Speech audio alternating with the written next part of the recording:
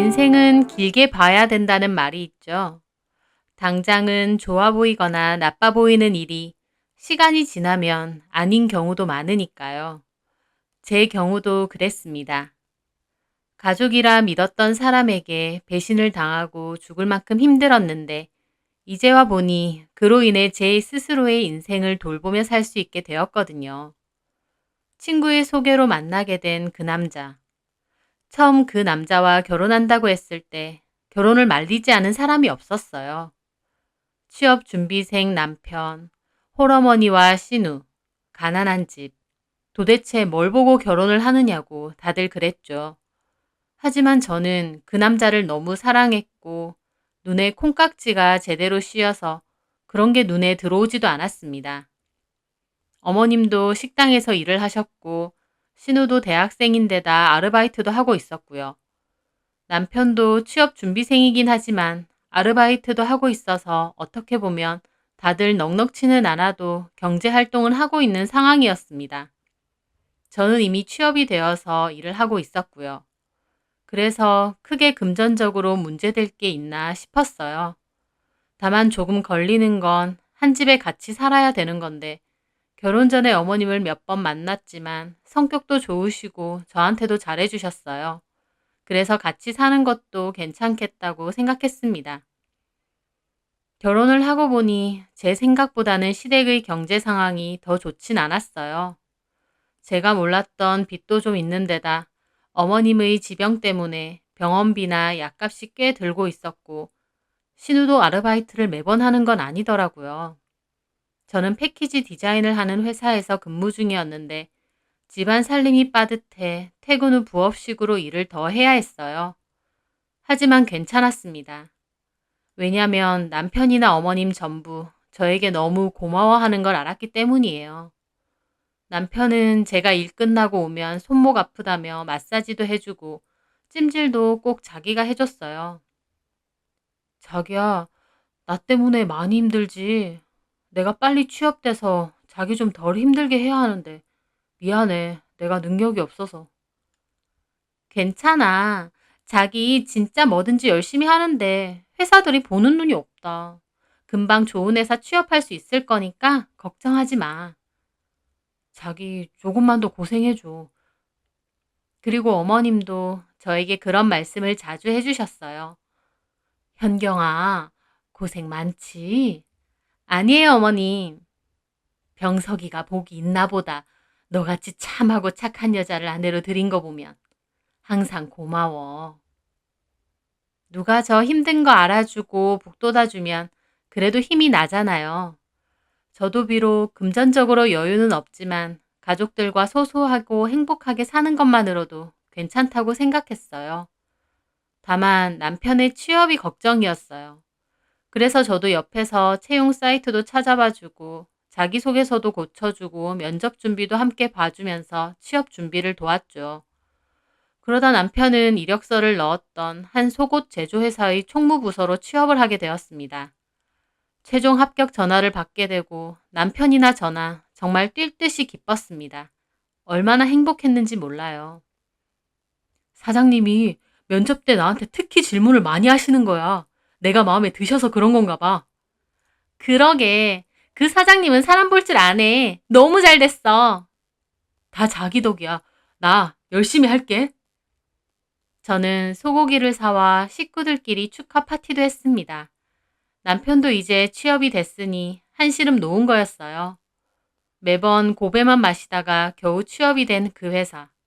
저는 그때까지만 해도 그 회사가 꼭 생명의 은인 같았어요. 알고 보니 저희 가정을 갈갈이 찢어놓는 원흉이 될지도 모르고요.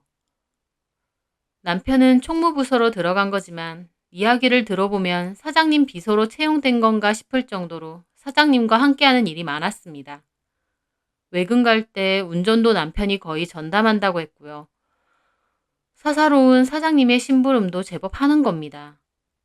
직업적인 경력을 쌓아야 하는데 그 대표라는 사람이 비서나 운전기사처럼 남편을 쓰니 솔직히 저는 속상했습니다. 하지만 오히려 남편은 괜찮다고 하더라고요. 근데 사무실에 있는 것보단 나가서 바람도 쐬고 밥도 먹고 하는 게 더 나을 때도 있어. 사장님이랑 식사하는 거 안 불편해? 별로 안 불편해. 구내 식당보다 맛있는 거 먹으러 가니 좋고, 한 번씩 드라이브도 한다니까? 남편이 좋다고 생각하면 됐다. 그렇게 생각하고 말았습니다. 그런데 저는 그 후 남편 옷에 있는 백화점 영수증을 보았어요. 그 영수증은 여성용 화장품 매장에서 찍힌 거더라고요. 처음엔 제 선물인 줄 알고 이렇게 비싼 걸 왜 샀냐고 했는데 남편 하는 얘기가 그거 사장님 거야. 부탁하셔서. 저는 그 말에 그제야 사장님이 여자라는 걸 알았습니다. 그 전만 해도 당연히 남자 사장인 줄 알았어요. 여자 사장이라고 하니 저는 좀 놀랐죠. 왜냐면 외근 가서 밥도 같이 먹고 드라이브도 한다고 했는데 그게 여자 사장이랑 함께 한 거였으니까요. 좀 황당했는데 그 후에도 남편의 수상쩍은 행동은 더 있었어요. 갑자기 처음 보는 속옷을 입고 있어서 이게 뭐냐고 하니 자기 회사 신상품인데 갖고 온 지 꽤 됐다고 저보고 몰랐냐 그래요. 저는 처음 보는데요. 게다가 퇴근하고 오면 여자 향수 냄새를 엄청 풍기는 거예요. 남편 말론 사장님하고 같은 차를 타고 다니니 그렇다고 했습니다. 그리고 그 즈음에 야근도 잦고 자주 피곤해하는 것도 이상했어요. 뭔가 딱 꼬집어 말할 순 없어도 찜찜한 기분은 계속됐습니다. 저는 고민하다가 이런 얘기를 어머님께 했어요. 그랬더니 어머니가 그러시더라고요. 네가 과하게 생각하는 거야. 병석이 그런 애 아니야. 그런 사람이라는 건 아니고 그냥 그 여사장이라는 사람하고 너무 가까운 것 같아서요. 회사 사장이랑 가깝게 지내면 좋은 거지. 그래야 승진도 잘 될 거고. 일부러 잘 보이려고도 하는데 뭐가 문제야. 음, 네가 와이프로서 걱정하는 마음은 알겠지만 내가 내 아들 잘 알지. 병석이 한눈 팔고 그럴 애 아니다. 걱정하지 마. 그런 일도 아니겠지만 만약 그런 일이 생기면 나는 내 아들 안 볼 거다. 병석이 쫓아내고 너랑 살 거야. 어머님이 그렇게까지 말해주시니 저는 고맙더라고요. 에이, 어머님. 정말이야. 네가 나한테 어떤 며느리인데. 그러니까 그런 생각하지 말어. 고맙습니다, 어머님. 저는 약간 마음이 찡했어요. 그리고 어머님 말대로 회사 사장님과 친하게 지내는 게 나쁠 건 없다고 생각했어요. 달리 생각하면 그만큼 사장님이 남편을 마음에 들어하고 신임을 갖고 있다는 뜻이기도 하니까 좋게 생각하기로 했습니다. 그런데 그렇게 안일하게 생각했던 저는 제대로 핵펀치급 뒤통수를 맞게 되었습니다. 그날은 남편이랑 같이 퇴근을 하려고 남편네 회사 주차장을 갔어요. 깜짝 놀래켜 주려고 주차장에서 남편에게 전화를 거니 야근을 해야 된다더라고요. 그래서 저는 이미 회사 주차장까지 왔다는 소리는 그냥 하지 않고 알겠다고 하고 전화를 끊었습니다. 괜히 왔네 생각하면서 다시 가려던 찰나였어요. 남편이 주차장으로 오는 게 보이는 겁니다. 어라? 야근한다고 했는데? 생각하며 남편을 지켜보는데 혼자가 아니었습니다. 남편의 옆에는 남편보다는 한 10살 정도 많아 보이는 여자가 있었어요. 저는 직감적으로 저 여자가 그 여사장이구나 라는 걸 알 수 있었어요. 그런데 남편과 여사장은 자연스럽게 같은 차를 타더라고요. 그러더니 출발하는 거예요. 저는 뭐지? 야근이라는 게 사장님이랑 어딜 가야 되는 건가? 아니면 데려다 드려야 되는 건가? 싶으면서도 이상하게 본능적으로 따라가야 된다는 생각이 들었습니다. 그래서 제 차로 따라갔어요. 차는 얼마 되지 않아 한 주택단지로 들어갔어요. 저도 살금살금 따라가는데 그 차는 한 주택 담벼락 앞에 섰어요. 그리고 남편과 여사장이 내렸는데 저는 남편이 차 키를 사장님에게 주고 갈 줄 알았거든요. 그런데 남편도 자연스럽게 그 여사장네로 들어가는 겁니다. 저는 기함했어요. 직원이 사장네 집에 함께 들어갈 일이 뭐가 있나요? 저는 그 순간 남편이 바람이 났구나라는 걸 알 수 있었어요. 제가 염려했던 상황이 진짜 일어났던 거죠. 저는 곧바로 남편에게 전화를 했어요. 전화를 받지 않더라고요. 저는 받을 때까지 계속 걸었습니다. 한 6, 7통쯤 하니까 그제야 남편이 전화를 받더라고요. 자기야, 무슨 일이야? 나 지금 좀 바쁜데? 뭐가 바빠? 어?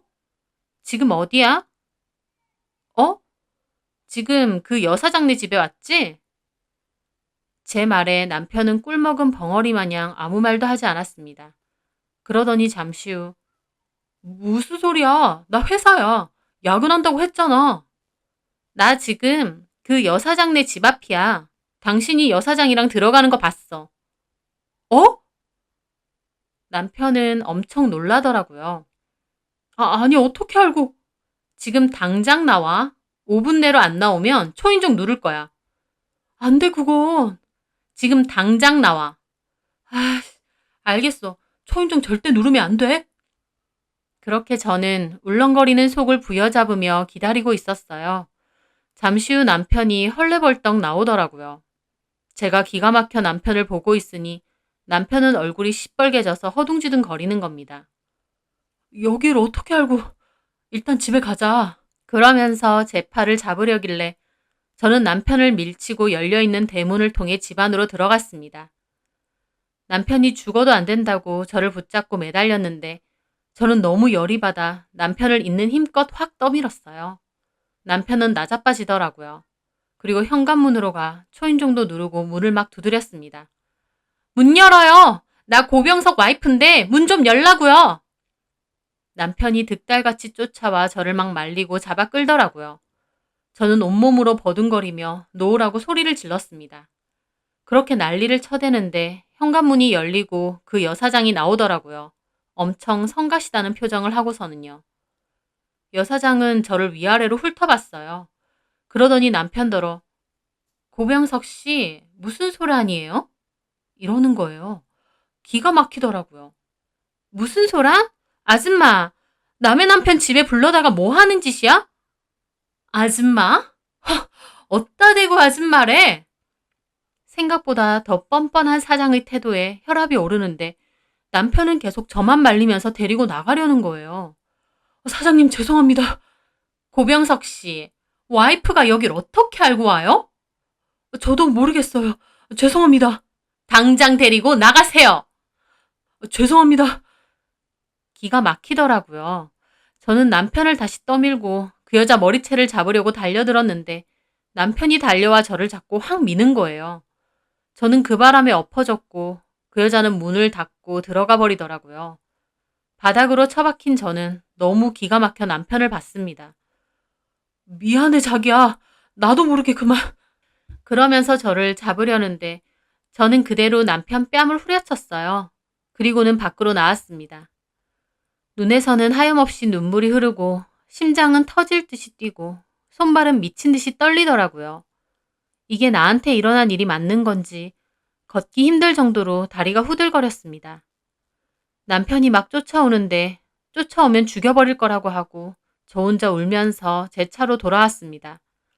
남편이 조수석에 타려고 하길래 저는 떨리는 손으로 시동 걸고 출발해버렸어요. 하지만 너무 손이 떨려 운전을 계속할 수 없었던 저는 얼마 가지 않아 대충 아무 곳에나 주차를 하고 펑펑 울었어요.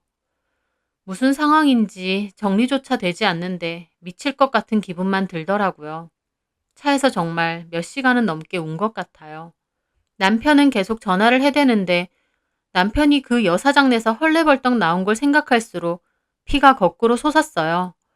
게다가 그 여자의 뻔뻔한 태도, 나를 무슨 하찮은 벌레 치우듯이 하는 그 행동들을 생각하니 진짜 칼이라도 들고 찾아가고 싶을 정도로 극도의 분노가 찾아왔습니다.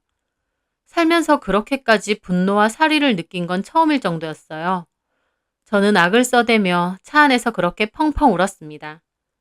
그 일이 있고 저는 남편에게 이혼 얘기를 했어요. 남편은 잘못했다며 빌더라고요.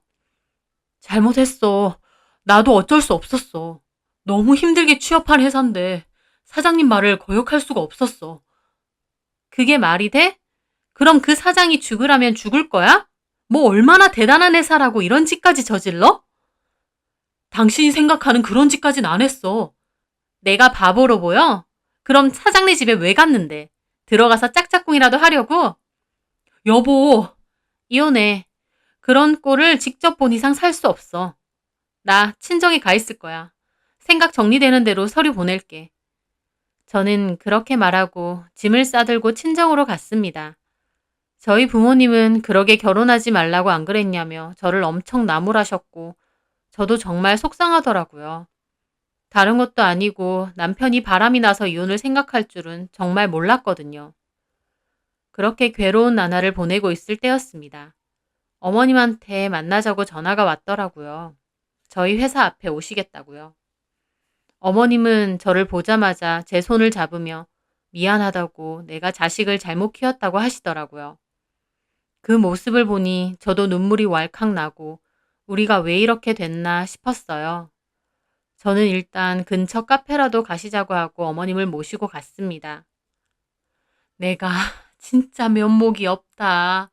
병석이한테 얘기 듣고 내가 진짜 얼마나 등짝을 때렸는지 몰라.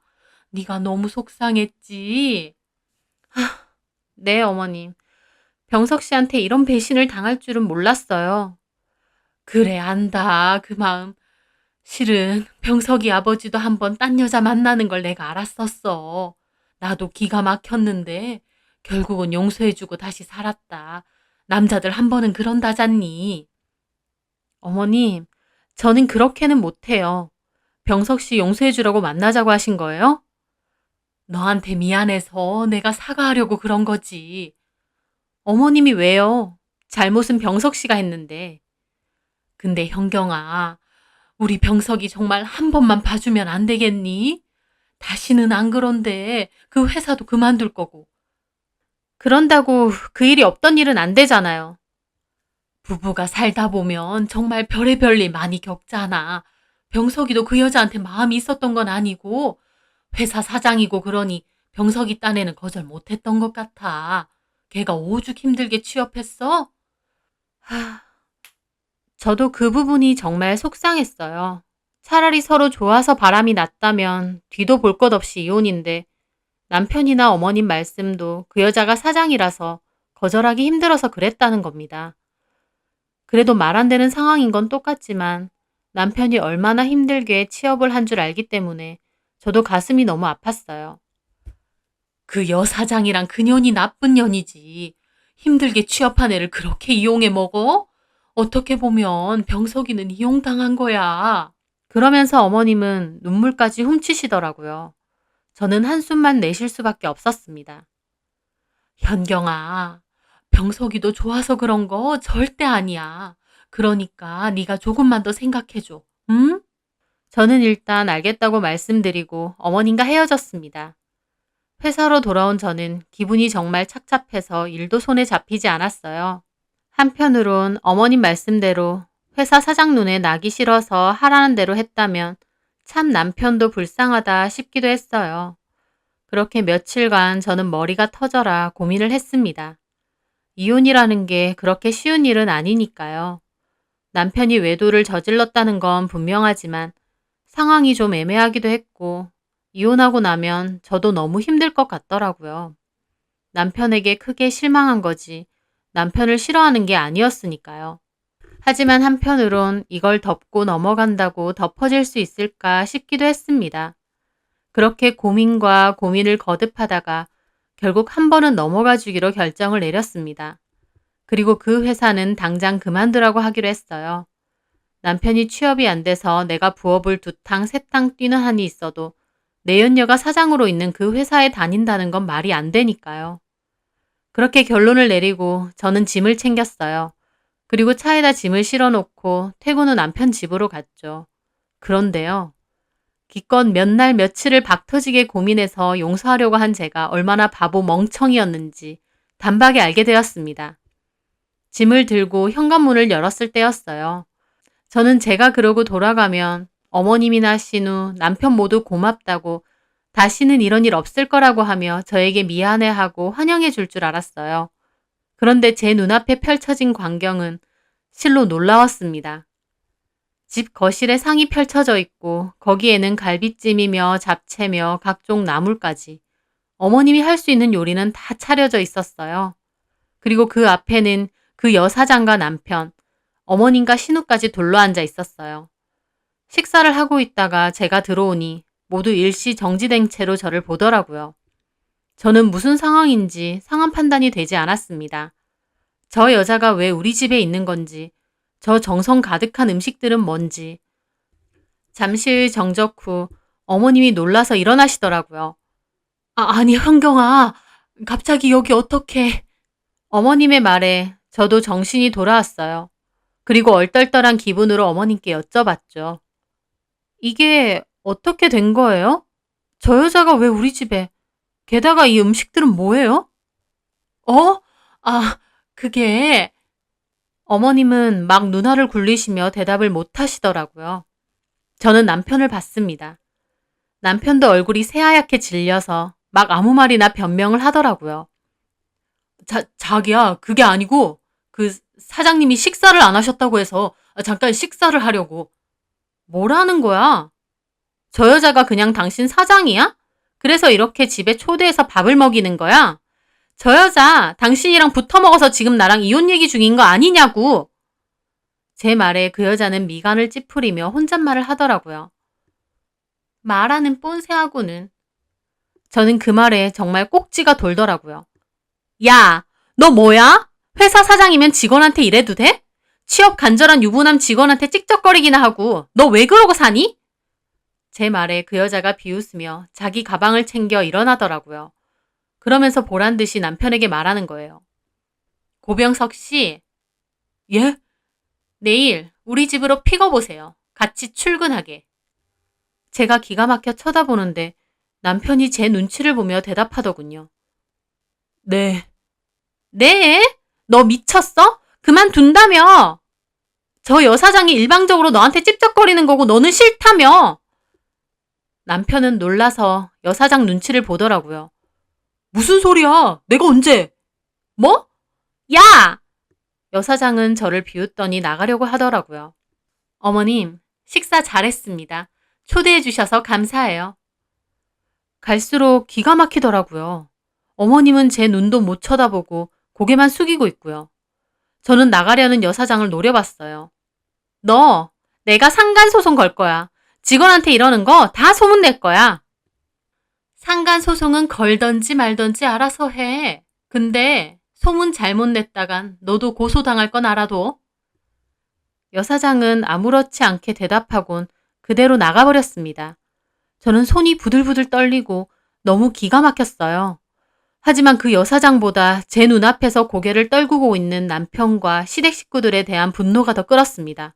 어머님, 어떻게 이러세요? 저희 회사 찾아와서 잘못했다고, 저 여자가 나쁜 여자라고, 병석이는 이용당한 것 뿐이라고 하시더니 뒤에선 저 여자 초대해서 갖은 정성으로 밥 해먹이세요? 그게 아니라. 저는 남편을 쳐다봤습니다. 너, 니네 사장 억지로 비위 맞춰준 거라며. 회사 잘릴까봐 눈 딱 감고 그랬다며. 근데 이게 다 뭐야? 남편은 꿀먹은 벙어리였습니다. 그렇겠죠. 이런 상황 앞에서 무슨 할 말이 있겠어요. 진짜 다들 너무한다. 나는 손목이 부서져라 회사 일에 부업까지 뛰면서 생활비 충당했는데 다들 이런 집으로 시집 왜 가느냐고 미쳤냐고 말릴 때도 고병석 너 하나 보고 결혼했어. 사람 성실하고 착하고 나만 바라본다는 거 그거 하나 보고. 어머님도 똑같아요. 앞에선 잘못했다고 해놓고 뒤에선 어떻게 이럴 수 있어요? 내가 이혼한다고 하니 빨리 저 여자한테 갈아타고 싶던가요? 회사 사장이라고 하니 잘 보이고 싶었어요? 그래서 아들 바람난 내연녀한테 갈비찜이니 잡채니 음식 다 해다 바치며 알랑방구 끼고 있었어요?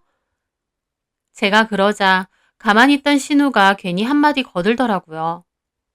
언니, 엄마한테 말이 좀 심하네요. 알랑방구라뇨. 아가씨는 가만 있어요. 아가씨도 똑같아요. 아르바이트에 너무 시간 쓰지 말고 학업에 집중 안 하고 용돈도 따로 챙겨준 게 한두 번이에요? 아가씨도 양심이 있으면 오빠나 엄마한테 정신 차리라고 했어야 되는 거 아니에요? 언니 이혼한다면서요. 그러니까 엄마나 오빠도 그런 거죠. 우리 아직 이혼 안 했어요. 그리고 이혼한다고 해도 이러는 게 말이 돼요? 도대체 당신네들한테 내가 뭐예요? 호구 잡혀서 생활비나 죽어라 벌어다주는 사람이냐고요. 저는 악에 받쳐서 미친년 마냥 소리를 마구 질러댔습니다. 눈물이 하염없이 흘렀어요. 이런 사람들을 한 식구라고 생각하고 내가 더 열심히 벌어야지, 내가 더 아껴 써야지, 그렇게 생각했던 지난날의 저를 때리고 싶을 만큼 괴롭더라고요. 저는 그 길로 집을 박차고 나갔습니다. 한 번 배신한 것도 모자라 2번 배신을 당했어요. 그것도 남편뿐 아니라 시댁 식구들한테까지요. 뒤에서 내연녀 여사장에게 잘 보이려고 초대해서 갖은 음식까지 해다 바치는 줄도 모르고 혼자 머리 터지게 고민하다가 다시 남편 용서해주고 집으로 돌아가려고 한 제가 얼마나 한심스러운지 모르겠더라고요. 정말 괴롭고 비참한 시간이었습니다. 그 후 저는 친정에서 지내며 이혼 서류를 보냈어요. 상간 소송도 걸고 싶었지만 증거가 전혀 없어서 걸 수조차 없었습니다. 모든 일들이 다 갑작스럽게 일어난 데다 집에서도 나와 있으니 증거를 찾을 도리는 없더라고요. 그리고 그때 제 심정은 너무 그 식구들에게 질려서 최대한 빨리 인연을 끊고 싶었습니다. 남편과는 빠르게 이혼을 했습니다. 남편도 잘못했다는 말 한마디 없이 이혼 서류에 바로 도장을 찍더라고요. 그렇겠죠. 돈 빵빵하게 많은 내연녀 여사장에게 잘 보여야 되는데 제가 눈에나 들어오겠어요? 오히려 저를 빨리 끊어내야겠죠. 저는 그렇게 이혼을 했고 한동안은 멘탈이 나가 정신을 못 차렸습니다. 술도 엄청 마시고 배신감에 눈물을 흘린 적도 많아요. 괜찮다가도 또 너무 괴롭고 아무렇지 않다가도 갑자기 머리가 터질 만큼 괴로워질 때도 있었어요. 사는 게 아닌 만큼 힘든 시간이었습니다. 그런데 어느 순간 정신이 들더라고요. 왜 내가 힘들어해야 할까? 그 집 식구들은 그 여사장에게 알랑방구 껴대며 잘 먹고 잘 살 텐데 내가 이렇게 속 끓이는 게 아니라 나도 정신 차리고 내 인생 살아야겠구나 라고요. 저희 부모님도 너무 힘들어 하셨고요. 그렇게 저는 뒤늦게 정신을 차렸습니다. 그때부터 회사 일도 다시 열심히 하고 퇴근 후 따로 디자인 부업도 계속했어요. 그러다가 제 포트폴리오를 보고 조금 큰 식품회사에서 전적으로 패키지 디자인을 맡기고 싶다고 하시더라고요. 저는 그 식품회사의 작업을 시작으로 조금씩 규모가 있는 회사의 포장재 디자인을 전담하기 시작했어요. 그러다가 나중엔 일이 많아져 원래 다니던 회사를 그만두고 제 이름으로 된 사업자를 내게 됐습니다. 처음엔 패키지 디자인만 하다가 나중엔 작은 사무실과 직원도 구해 로고 디자인이나 웹 편집 디자인, 사이트 제작 등 다방면의 디자인을 해주는 종합 디자인 회사로 조금씩 영역을 넓혀가기 시작했어요. 그러면서 직원도 한두 명씩 더 구하기 시작했고 사무실도 조금 더 큰 곳으로 옮기고요. 회사나 공공기관 등에서도 디자인 의뢰가 많이 들어와서 일도 꾸준히 하고 매출도 좋은 편이었습니다. 한동안 참 힘들었는데 일이 잘 풀리기 시작하자 저도 더 이상 마음이 힘들고 괴롭지가 않더라고요.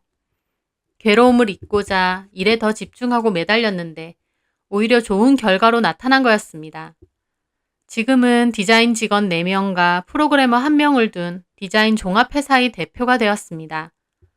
그렇게 바쁘고 정신없게 지내고 있을 무렵이었어요. 전 남편과 그 시댁 식구들은 기억조차 잘 나지 않을 정도로 신경 쓰지 않고 살고 있었죠. 그러다 그 친구를 우연히 만나게 되었어요. 전 남편을 소개해줬던 친구요. 사실 이혼 과정에서 그 친구와의 연락도 제가 먼저 끊었습니다. 그 친구 잘못은 아닌데 그때는 제가 마음이 너무 힘들어서 그 친구에게 괜한 원망을 할 것 같았거든요. 그래서 먼저 연락을 끊고 잠수를 탔었어요. 그런데 외근 갔다가 들른 카페에서 우연히 만나게 된 거였죠. 여기서 다 본다. 몇 년 만이야? 그러게. 너 이혼하고 내 연락도 끊었잖아. 미안했어. 네가 잘못한 건 아닌데 그때는 내 마음이 아무하고도 연락하고 싶지 않더라고. 이해해. 소개시켜준 나도 좀 면목 없기도 했고. 근데 잘 지내지? 주희한테 소식은 간간히 들었어. 디자인 회사 차렸다며. 응. 잘 됐다. 이렇게 잘 지내서. 너 병석 씨 소식은 모르지? 응. 궁금하지도 않고. 알아서 잘 살겠지.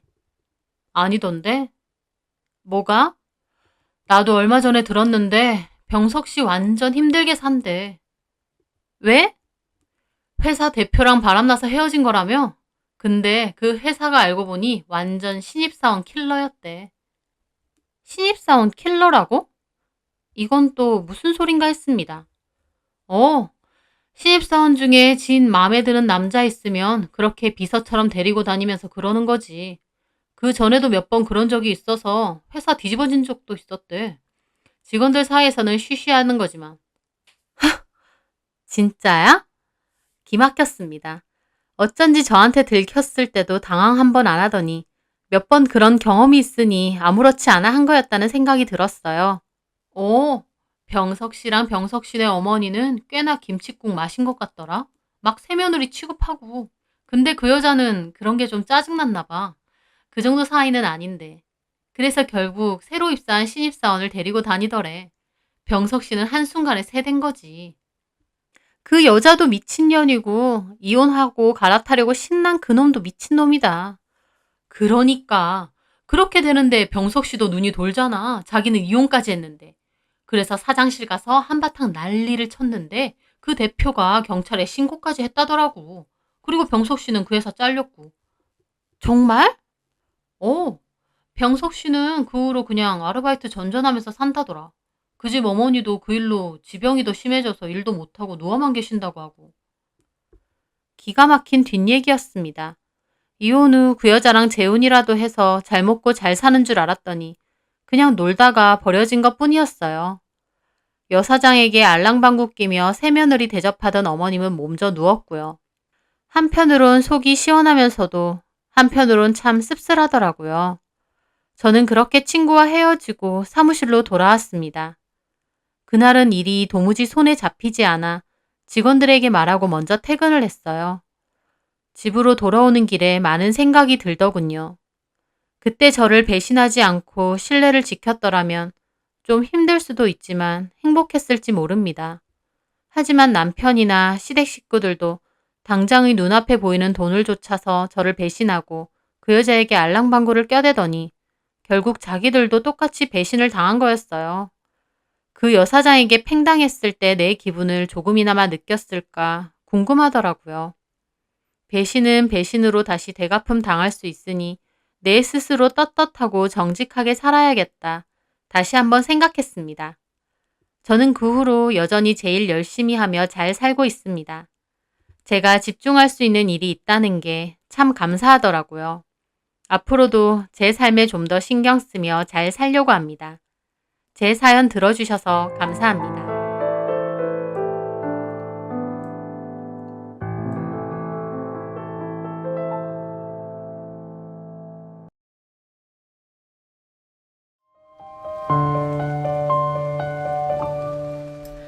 안녕하세요. 저는 제조회사에서 품질관리 일을 하고 있는 30대 후반의 여자입니다. 저에게는 엄마가 유일한 가족입니다. 엄마가 저를 가졌을 때 아빠가 사고로 돌아가셨고 그래서 저는 날 때부터 엄마 혼자 힘으로 저를 키우셨어요. 여자 혼자 몸으로 이 험난한 세상 속에서 자식까지 키우며 산다는 게 얼마나 고되고 힘드셨을지 엄마를 떠올리기만 해도 눈물이 날 정도입니다. 남편 잡아먹었다고 시댁에 갖은 구박을 당했을 때 외할머니께선 엄마에게 그냥 갓난아기 시댁에 맡기고 혼자 나오라고 하셨대요. 애는 친할머니가 알아서 키울 테니까 엄마에게는 다시 새 출발하라고요. 하지만 엄마는 저를 안고 시댁에서 도망치셨습니다. 저는 절대 포기할 생각이 없으셨대요. 그리고 저 하나 아등바등 키우며 열심히 사셨고요. 그런 걸 잘 알기 때문에 저에게도 엄마는 이루 말할 수 없게 감사하고 사랑하는 분입니다. 제가 학교 졸업 후 직장을 가지고 나서도 엄마는 일을 하셨어요.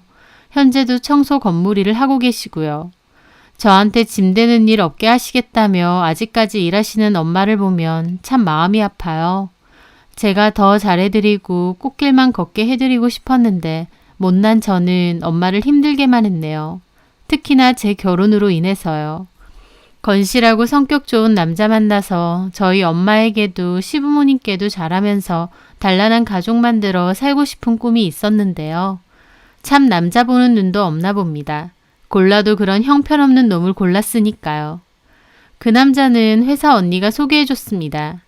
제가 일하던 산업단지 안에 있던 또 다른 회사에서 자재팀으로 일하던 남자였습니다. 솔직히 외모만 봤을 땐 제 스타일은 아니었어요. 하지만 끌렸던 건 성격이 정말 유쾌하고 재밌더라고요. 능글맞고 농담도 잘하고 여자들 재밌는 남자 좋아하잖아요. 저도 그랬거든요. 농담 잘하고 분위기 재미있게 푸니까 같이 있는 시간이 즐거웠습니다. 또 제가 마음이 외롭고 결혼을 하고 싶은 생각을 늘 하다 보니까 더 그 남자를 좋게 봤던 것도 있어요. 그렇게 저희는 만나게 되었습니다. 그 남자는 회사 규모는 작아도 성실하게 회사 잘 다니는 것 같았고 저에게도 잘했고 성격도 재밌고 좋은 사람 같았어요. 그래서 좀 빨리 결혼까지 했습니다. 평생 가족이라곤 엄마밖에 없었다 보니 외로움 같은 게 늘 있었거든요. 내 가족을 빨리 만들고 싶다는 마음도 있었고요. 그래서 좀 오래 만나보지 않고 이르게 또 신중하지 못하게 결혼을 덜컥한 것도 있긴 했어요. 그때 당시엔 남편의 단점보다는 내 눈에 괜찮은 것만 보려고 한 게 컸습니다. 지금 생각해보면 어떤 힌트 같은 게 있었을 텐데도 그때는 마냥 다 좋게만 생각했어요. 콩깍지 단단히 씌인 것처럼요. 하지만 결혼을 하고 보니 그 남자 한마디로 남편감으로 참 별로인 남자더군요. 남편 역시도 결혼하고 나니 주저없이 원래 성격이 다 드러났고요. 연애할 때는 평일 저녁이나 주말에 만나 밖에서 데이트를 하니까 몰랐는데 막상 결혼하고 보니 완전 게으르고 집에서 나갈 생각이 아예 없는 사람이었습니다. 그럼 집에선 뭘 하냐고요? 저랑 대화하고 같이 시간을 보내면 집이라도 괜찮죠. 하지만 그 남자는 혼자서 방에 처박혀 컴퓨터 게임을 했어요. 총게임이요. 저는 사람이 게임을 그렇게 오래 할 수 있는지 처음 알았습니다. 퇴근하고 오면 손도 안 씻고 방으로 달려가 발가락으로 컴퓨터부터 키더군요. 그리고 나선 안 나오는 겁니다. 지 먹을 음식만 싸들고 와서 방문 걸어 잠글 때도 많고요. 나중에 알았는데 현질이라고 게임에다가 돈도 엄청 썼더군요. 남편은 두 눈이 시뻘개져서 밤을 새우면서 게임을 하는 일도 많았습니다. 주말이 되면 결혼한 지 얼마 안 됐으니까 같이 나들이도 가고 영화도 보고 그랬으면 좋겠는데 웬걸요. 새벽 4, 5시까지 게임하고는 낮에는 내내 잠만 잤죠.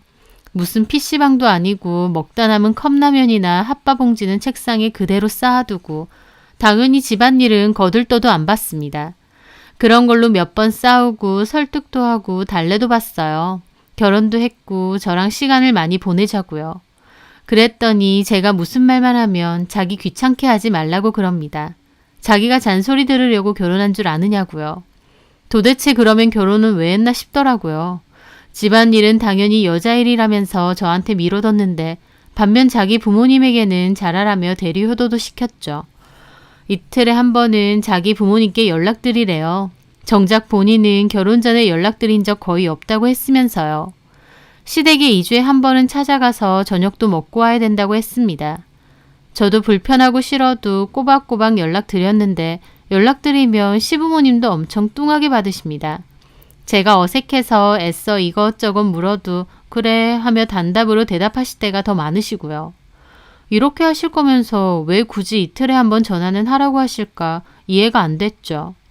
그리고 저도 남편에게 내가 시댁에 전화하는 거니까 당신도 우리 엄마한테 전화하라고 했어요. 그랬더니 너네 엄마한테 내가 전화를 왜 하는데? 그러는 겁니다. 너네 엄마라뇨. 이제 결혼했으면 장모님이라고 불러야 되는 거 아닌가요? 너네 엄마가 뭐야? 그럼 뭐라 그래? 장모님이라고 해야지. 야, 오글거려. 뭐 드라마 찍냐? 뭔 소리 하는 거야. 그게 당연한 호칭이야. 드라마는 뭔 드라마? 장모님, 어우 싫어. 나 그런 거 못해. 그냥 나 알아서 부를 테니까 냅둬. 뭐? 그럼 나도 어머님 부를 때 너네 엄마라고 해도 되겠네? 그랬더니 남편이 저를 흘겨보면서 그러더군요. 야, 너 우리 엄마한테 쪽박 맞고 싶냐? 그렇게 불렀다는 거 알면 우리 엄마가 너 가만 안 냅둘걸? 하면서 지 혼자 킥킥거리는 겁니다. 어이가 없었죠. 연애할 때는 분명 재미있고 쾌활한 사람이라 생각했는데 결혼해보니 매사 건들건들 진지함이라고는 없으면서 삑딱 성질에 정말 최악이었어요. 저는 결혼 극 초반부터 내가 저 인간 뭘 보고 결혼을 했나 후회가 막심했습니다.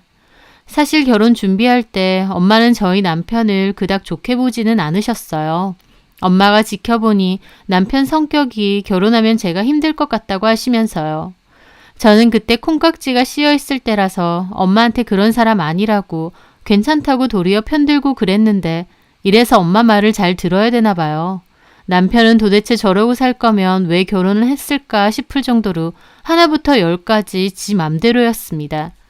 제가 기분 나빠하든지 말든지 끝까지 저희 엄마를 부를 땐 너네 엄마라고 불렀는데요. 그런 예의 없음도 유전일까요? 저희 시댁도 마찬가지였거든요. 시아버지는 말수가 굉장히 없으셔서 애초에 저희 엄마를 지칭할 일이 별로 없으셨고 시어머니가 저희 엄마를 지칭할 때 너네 엄마라고 잘 하셨죠. 너네 엄마가 이거 준 거야? 너네 엄마는 뭐래? 등등요. 어머님이 저희 엄마를 그렇게 부르실 때마다 속상하고 기분도 참 나빴지만 뭐라 말할 수도 없었습니다. 시댁에 가면 저는 식사 준비 돕고 과일 내오고 설거지하고 어머님 아버님 얘기도 다 들어드리고 반면 남편은 소파에 드러누워서 폰게임하거나 아니면 지방 들어가서 잡니다. 그렇게 하면서도 저희 집 가자고 하면 갖은 핑계 대면서 안 갔어요. 저 혼자 가라고 하면서요. 완전 하나부터 열까지 지 편한 대로만 하려는 성격이었죠. 저도 그걸로 참 많이 싸우고 부딪혔습니다. 연애 때는 별로 싸울 일이 없다 생각했는데 결혼하고 보니 정말 하루가 멀다 하고 싸운 것 같아요. 그 때문에 저도 결혼에 대한 후회를 참 많이 했고요. 그러다가 일이 생겼어요. 엄마가 일을 하시다가 계단에서 넘어지시면서 관절 쪽을 다치신 거였습니다. 엄마는 큰 병원에서 통원 치료를 받으셔야 했어요. 하지만 엄마는 저희 집과는 1시간 거리로 떨어져 사셨는데 엄마 집 근처에는 그런 큰 병원이 없고 저희 집 근처에는 병원이 있었죠. 거동도 불편하시다 보니 일도 쉬시게 됐고 좀 길게 통원 치료를 집중적으로 받아야 하셨기 때문에 결국 저희 집에 와서 지내시기로 했습니다. 남편에게 그 얘기를 전하니 남편은 무슨 못 들을 소리라도 들은 양 펄쩍 뛰더라고요. 아, 너네 엄마랑 어떻게 같이 살아? 그럼 어떡해. 왕복 2시간 거리를 매번 다니실 순 없잖아. 왜 못 다녀? 다니면 되지. 다리가 불편하신데 어떻게 그렇게 다니시냐? 그래서 얼마나 있으실 건데? 넉넉 잡고 2달? 2달? 미쳤냐? 저는 너무 섭섭해서 말했습니다. 미쳤냐라니. 엄마가 다치셔서 우리 집에서 통원 치료 받으시게끔 하겠다는 건데 그게 미쳤냐 소리까지 들을 일이야? 2달은 너무 심했잖아. 아, 싫어. 이 집 당신만의 집 아니야. 나도 반 냈거든? 잊었어? 그리고 우리 엄마가 당신한테 피해 끼친 거 있어? 왜 이렇게 질색하는데? 피해 지금 끼치려고 하시네. 불편해서 어떻게 살라고. 어차피 집에 오면 방에 처박혀서 게임한다고 나오지도 않잖아. 똑같이 그렇게 하면 되지. 내가 내 집에서 왜 불편해야 되냐고. 참 너무하더라고요. 속으로 불편할지언정 말이라도 좋게 할 수 있을 텐데 남편은 최소한의 눈치도 안 보고 저에게 지 기분 나쁜 건 다 털어놨습니다. 결혼 생활 동안 제가 가장 많이 한 생각은 내가 저런 인간이랑 왜 결혼했을까 였습니다. 엄마가 다른 것도 아니고 아파서 치료받으러 다니셔야 된다는데도 남편은 펄쩍 뛰었어요. 결국 어떻게 했느냐고요? 남편 전동 킥보드 사주고 달랬습니다. 남편은 전동 킥보드 사고 싶다고 계속 노래 불렀고 저는 그거 위험하기도 하고 비싸다고 반대했었거든요. 남편은 전동 킥보드 제 돈으로 사주면 저희 엄마 모시는 거 허락한다고 그랬고 더럽고 치사했지만 일단 그러기로 했습니다. 그렇게 엄마를 모시게 되었어요. 엄마는 사위 보기 미안하다고 눈치를 많이 보셨는데 그게 또 너무 죄송하더라고요. 그런데 제가 킥보드까지 사주면서 합의를 했음에도 같이 산 지 얼마 지나지 않아서 남편은 틈틈이 저에게 눈치를 줬습니다. 너네 엄마는 언제까지 우리 집에 있으실 거야? 아직 있으신 지 몇 주 되지도 않았거든? 아, 불편하다고. 팬티 입고 돌아다니지도 못하고. 그게 뭐가 그렇게 불편한데 내가 킥보드도 사줬잖아. 아, 그건 그거고. 그러면서 남편은 시부모님께는 말 안 하기로 해놓고 홀랑 시부모님께도 일러 바쳤더군요. 어머님 전화 와서 저한테 집에 너네 엄마 계신다며? 아, 네. 통원 치료 때문에 2달 정도만. 2달? 아휴, 세상에 얼마나 우리 영조가 눈치 보일까. 영조 씨랑 얘기된 거예요. 너네 엄마도 참 염치 없다. 나 같으면 그냥 버스 타고 치료 다니겠다. 기어코 결혼한 지 얼마 되지도 않은 딸네 집에 얹혀 살고 싶으시디? 치료받으러 다니시는 건데 어떻게 왕복 2시간을 버스 타고 다녀요. 너네 엄만 사이 불편한 것도 없으신가 봐. 저는 진짜 남편이나 어머님이나 너네 엄마 거리면서 함부로 말하는 걸 듣자면 금방이라도 이 결혼 때려치우자고 말하고 싶을 때가 한두 번이 아니었습니다. 나한텐 둘도 없이 귀하고 감사한 엄마인데 왜 이런 취급받고 이런 소리 들어야 되나 엄마한테 정말 죄송했죠. 남편은 그 와중에 상사랑 또 부딪혔다며 그냥 회사 그만두고 아는 형이랑 사업하고 싶다고 그만두면 안 되냐면서 사람을 들들 볶았습니다. 그나마 회사 성실히 다니는 줄 알았는데 그것도 아니었어요. 알고 보니 그전에도 회사를 수없이 옮겼고 회사 다닐 때도 동료 사이에서 트러블도 많았던 것 같더라고요. 남편은 대출 좀 받아서 사업하면 안 되냐 그러고 사람을 못 살게 구는데 저는 정말 질릴 대로 질렸죠. 저는 제발 그만하라고 그냥 회사 다니라고 왜 자꾸 그러냐 그랬고 결국 남편은 자기 맘대로 못하게 하냐면서 네가 뭔데 그러냐고 따지고 또 싸우고 엄마한테 참 못 보일 꼴 많이 보였네요. 그러다가 엄마 치료가 어느 정도 끝나고 내려갈 날이 얼마 남지 않았을 때였습니다. 퇴근하고 온 남편이 갑자기 곰탕을 포장해서 집에 오더니 저희 엄마 계시던 방문을 똑똑 두드리는 겁니다. 장모님, 곰탕 사왔어요. 좀 드셔보세요. 저는 그 순간 우리 남편 아니고 다른 남편이 들어왔나 싶었어요. 세상 다정한 말투로 장모님이라고 하고 엄마 드시라고 곰탕까지 사온 겁니다. 뭐야?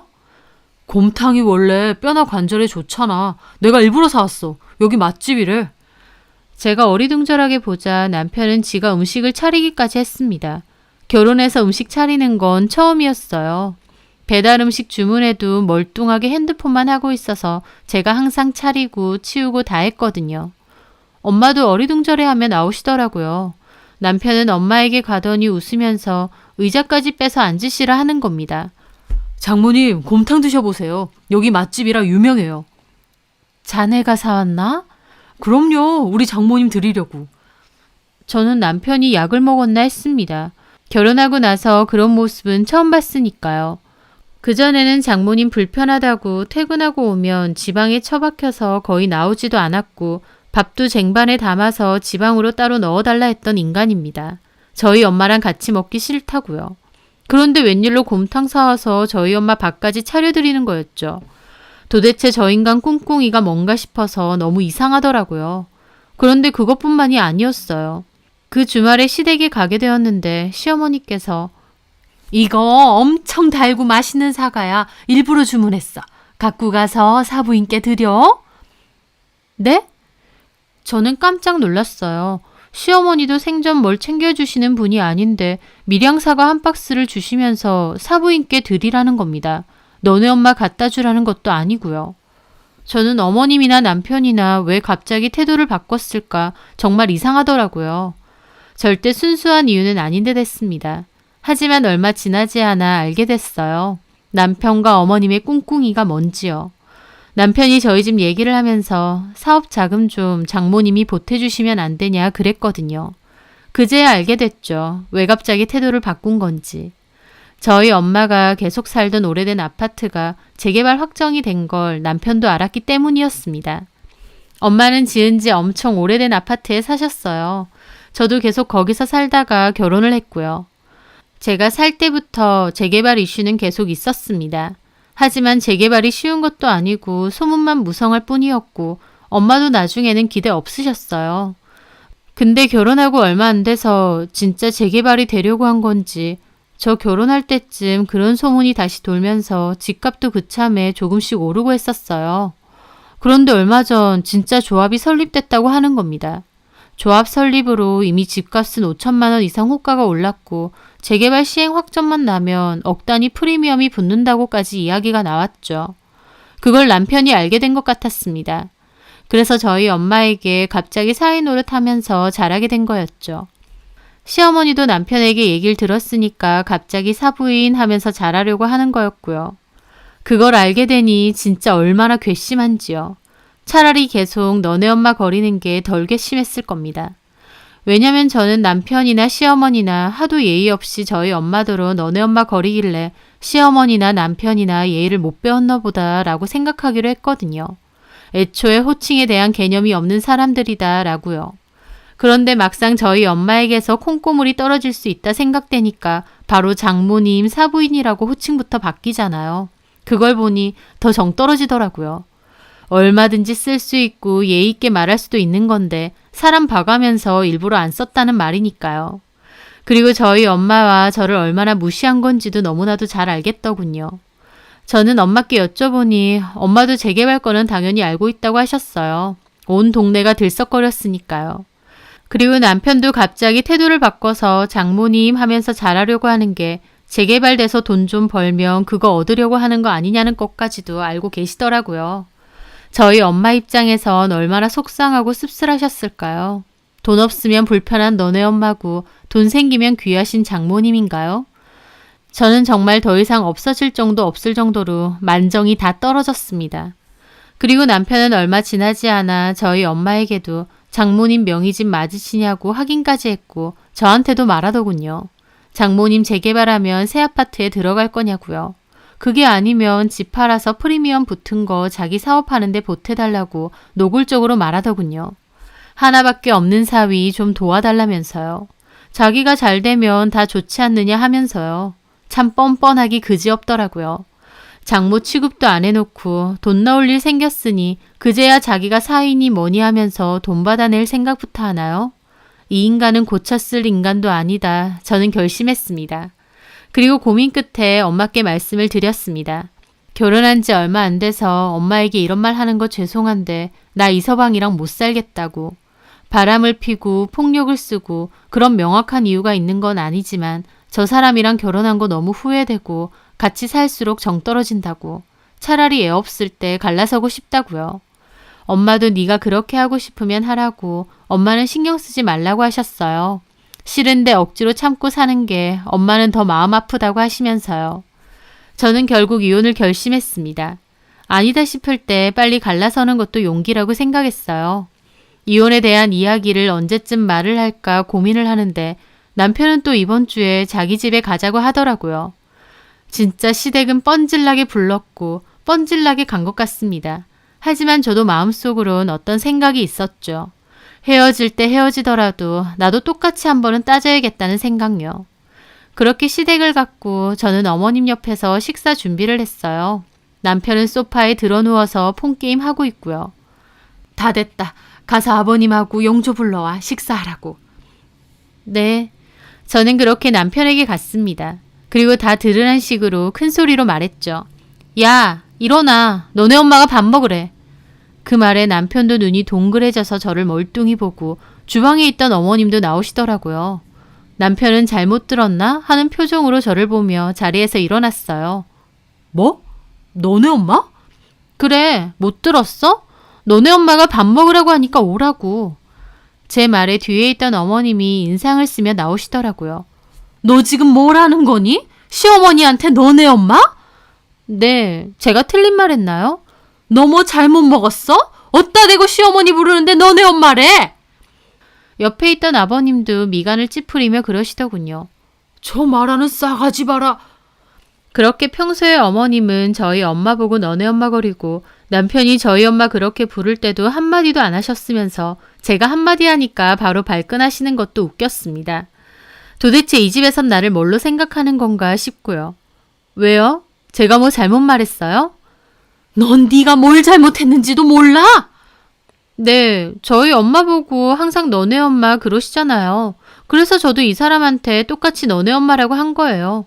이 집에서는 그렇게 부르는 게 당연한 줄 알았는데. 뭐가 어째? 야, 너 그만 못해? 너 미쳤어? 그래서 저도 남편에게 그랬죠. 야, 나 안 미쳤거든? 그 말에 어머님도 기막혀 하시더라고요. 남편한테 야? 방금 이 사람이 저한테 야라고 한 건 못 들으셨나 봐요. 되게 선택적으로 들리시나 보다. 얘 진짜 왜 이러니? 술 처먹었어? 남편은 지 혼자 얼굴 벌개지더니 저를 데리고 나가려고 하더라고요. 저는 팔을 뿌리쳤습니다. 놔! 왜 이래? 나 말고 너네 엄마나 말려. 며느리한테 술 처먹었냐 그러고 있는데. 너 그만 못해? 그만 못한다. 왜? 우리 엄마 보고는 잘도 너네 엄마 버려놓고 내가 그러는 건 기분 나빠? 왜 기분 나빠? 듣는 게 기분 나쁘면 하지도 말아야지. 난 무시하면서 본인들은 대접받고 싶나 봐. 너 말 다 했니? 얘 아주 웃기는 애네. 웃기는 애는 그쪽 아들이고요. 그쪽 아들? 이게 진짜... 어머님은 그 말에 막 저를 금방이라도 때릴 듯이 위협하는 겁니다. 치기만 해봐요. 바로 경찰 부르고 고소할 테니. 고소? 네가 먼저 그쪽 아들이라고 안 했어? 그쪽 아들 뭐요? 내가 욕을 했어요? 뭘 했어요? 어디다 대고 치려고 위협해요? 손 하나 대봐요. 바로 신고할 거니까. 신고해! 나 그쪽 아들이랑 이혼할 거예요. 그러니까 그쪽 아들 도로 데리고 가요. 저는 남편을 노려보며 말했죠. 무능한 데다 예의도 없고 싸가지도 없고 내가 너랑 왜 결혼했는지 모르겠다. 너 우리 엄마 보고 너네 엄마 거리다가 우리 엄마 집 재개발되는 얘기 듣고 장모님 이랬지? 아주 웃기고 자빠졌네. 여태까지 너네 엄마 어쩌고 하면서 불편하다 노래 부르다가 이제 와서 몇 번 장모님 거리면서 잘하는 척하면 우리 엄마가 좋다고 너한테 돈 떼서 사업자금 빌려줄 줄 알았니? 멍청한 게 못되기까지 해선. 그리고 어머님, 아니 아줌마, 사부인 보고 너네 엄마 거리는 거 아닙니다. 그것도 몰라요? 저희 엄마는 한 번도 너네 엄마라고 말하신 적 없어요. 무식한 건 자랑하는 게 아니거든요. 아버님도 똑같아요. 아내고 자시고 그럴 땐 가만히 있다가 며느리는 만만하세요. 나 이 사람하고 이혼하면 당신네들이랑 아무 사이도 아니야. 어따 대고 내가 가만히 참으니까 가만히로 보이나 봐. 저는 입고 있던 앞치마를 집어 던졌습니다. 그리고 남편에게 말했어요. 너랑 더 이상 안 살아. 결혼해서 내내 그 생각만 했어. 내가 그때 뭐에 씌어도 단단히 씌었나 보다. 예의도 없고 못되기까지 한 너나 너네 집이랑은 이제 끝이야. 너네 엄마 아빠한테 도로 가. 저는 그 말을 끝으로 가방을 들고 나왔죠. 어머님 아버님 제 뒤에서 쌍욕하는 소리가 들렸는데 그러든가 말든가 나왔습니다. 남편 골목까지 따라 나와서 제 팔 잡고 난리치더군요. 너 진짜 미쳤냐? 대가리가 어떻게 됐어? 대가리는 네 대가리가 어떻게 됐지. 이걸 진짜? 쳐봐. 여기 사람 지나다니는데 어디 쳐봐. 바로 신고할 거고 너 콩밥 먹여줄 테니까. 뭐가 어째? 남이 하면 불륜이고 네가 하면 로맨스야. 툭 하면 너나 너네 엄마 우리 엄마 보고 너네 엄마 거리면서 무시하다가 집 재개발된다는 소리에 하루아침에 장모님 사부인이야. 진짜 정 떨어진다. 저는 남편 손을 뿌리치고 그곳을 떠나왔습니다. 그리고 집에 와서는 짐 챙겨서 엄마 집으로 갔어요. 남편에게는 연락해서 협의혼하자고 했는데 남편은 누구 좋으라고 이혼해주냐며 안 한다 버텨서 이혼 소장 날린다고 했습니다.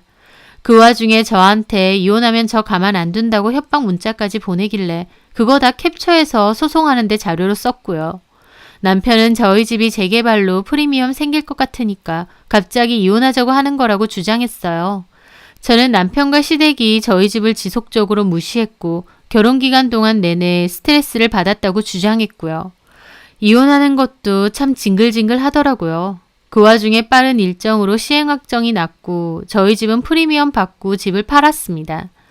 엄마나 저나 분담금 내고 새로 아파트 들어가는 것보다 그게 나을 것 같다고 결론 냈거든요. 그리고 시간은 좀 걸렸지만 최종적으로 이혼 판결 나서 이혼했습니다. 아이도 없고 혼인기간도 짧은 데다 애초에 다 반반으로 하고 시작한 결혼이다 보니 재산 분할은 어렵지 않았어요. 다만 그 과정에서 남편과 싸우고 지지고 볶는 게 힘들었죠. 그래도 끝은 있더라고요. 저는 그렇게 남편과 지긋지긋한 결혼 생활의 끝을 냈습니다. 다시 결혼 전 엄마와 살 때로 돌아오게 된 것이죠. 집을 옮긴 후 시세 차익은 엄마 통장에 잘 넣어두고 이건 엄마 노후 자금이니까 엄마가 잘 갖고 계시라 했어요. 하지만 엄마는 일부는 저한테 주시더라고요. 효도 한번 못하고 오히려 힘들게만 해드렸는데 엄마는 끝까지 저에게 뭔가를 주시려고만 하니 참 죄송했습니다. 제가 결혼을 서둘러 한 건 어떻게 보면 가족에 대한 결핍과 외로움 때문이었습니다. 아빠도 없고 형제도 없다 보니 복잡한 과정에 대한 결핍이 늘 있었거든요. 하지만 막상 결혼을 해보니 더 외롭더군요. 남편은 결혼 후 저를 나몰라라 하고 방에만 틀어박혀 지냈고 시부모님도 저를 동등한 가족으로 취급하지 않았으니까요. 이혼 후 다시 엄마랑 같이 살게 되니 오히려 엄마가 나에게 얼마나 소중한 가족인지 깨닫게 되었어요. 없는 것에 대한 아쉬움만 생각하지 말고 내 옆에 있어주는 엄마께 감사한 마음으로 늘 잘하고 살자고 말이죠. 그래서 저는 요즘은 엄마와 많은 시간을 보내려고 노력합니다. 쉬는 날엔 같이 데이트도 잘 즐기고 엄마와 대화도 많이 나누려고 해요. 한번 엄마랑 시간 잡아서 여행도 갔다 올까 싶고요. 엄마가 예전에 남편 잃고 저를 데리고 꿋꿋이 사셨을 때처럼 이제는 제가 엄마 잘 모시고 지켜드리며 살아야 된다는 걸 깨달았습니다. 나의 유일한 가족이자 가장 사랑하는 엄마께 잘하면서 행복하게 살려고 합니다. 제 사연 들어주셔서 감사합니다.